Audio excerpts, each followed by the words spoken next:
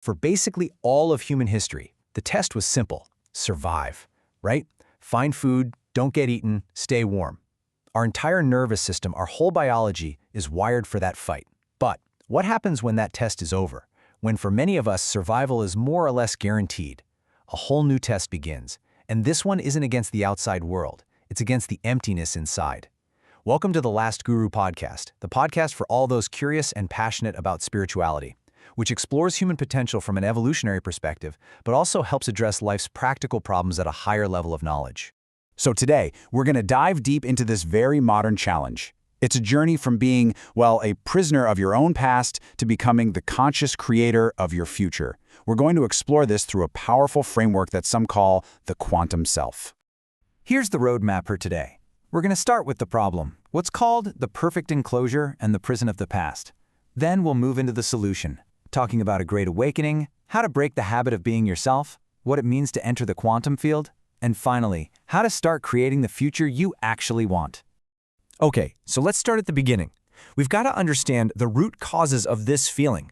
We live in what you could call a perfect enclosure, a world with so much material stuff, so much abundance, that it's created this bizarre paradox, an emptiness, a real poverty of purpose. This enclosure has literally split us in two. On one side, you've got the appearance, the digital avatar, right? The person we build for social media, projecting success and happiness, constantly looking for that external validation. But then there's the other side, the true self.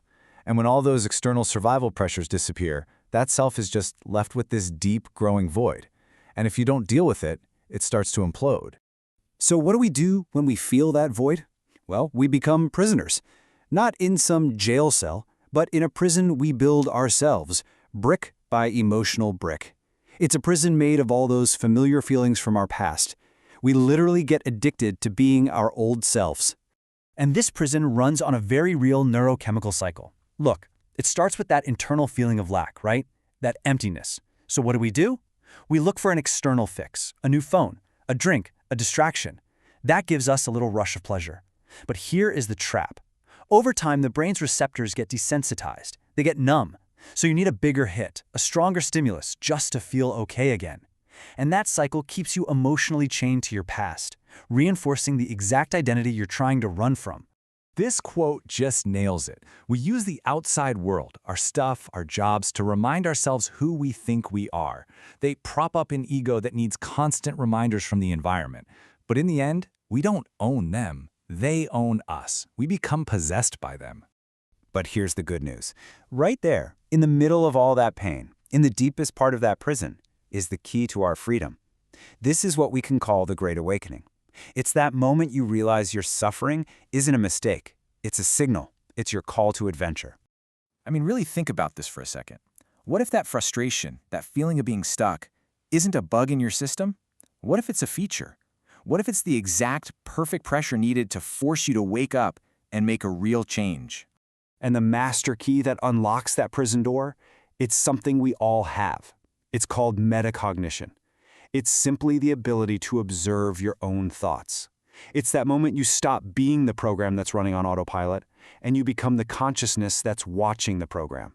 That's it. That's where all your power is. So once you have that key, that awareness, you can actually start doing the work of breaking the habit of being yourself. And this is the giant leap, from living in survival to living in creation.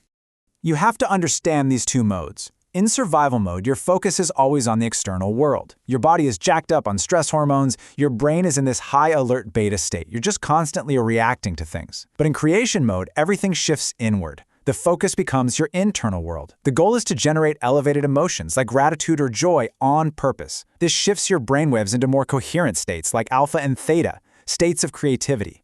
You stop living from the past and you start living in your future. And just think about the energy. All that energy that was tied up in guilt, in shame, in fear, maintaining that addiction to your past, once you break free, 100% of that energy is now available. It becomes the clay, the raw material for you to build a new life. So where does all this new energy take you? Well, in this model, it lets you access what's called the quantum field. Now, don't get too hung up on the physics. Think of it as a metaphor, a conceptual space. a realm of pure potential where every single possibility for your future already exists. And the journey into this field, it starts with letting go.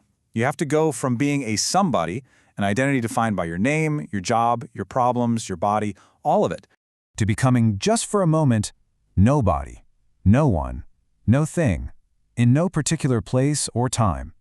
You pull your attention off of your physical world and you place it on this field of pure consciousness. You become an awareness, totally free from the old you. And in that state of pure potential, of nothingness, that's where you connect to a universal intelligence. You go from being nobody to becoming everybody. You're no longer just you. You're connected to a field of infinite possibilities. which brings us to the final and honestly, the most amazing part of this journey, actually using that connection to consciously create your future, to literally live a new reality from the inside out. Okay, so what does this actually look like? How do we do it? First, you unmemorize those old emotions through meditation and just watching yourself. Second, you cultivate the feelings of your future. You don't wait to get the new job to feel abundant. You feel abundant now. You teach your body what that future feels like ahead of time. Third, you mentally rehearse being that new person over and over. And finally, you surrender. You trust the process, you let go of how it's going to happen, and trust that a future that matches your new state of being will find you. This really gets to the heart of it. True transformation isn't about adding a new skill to your old personality.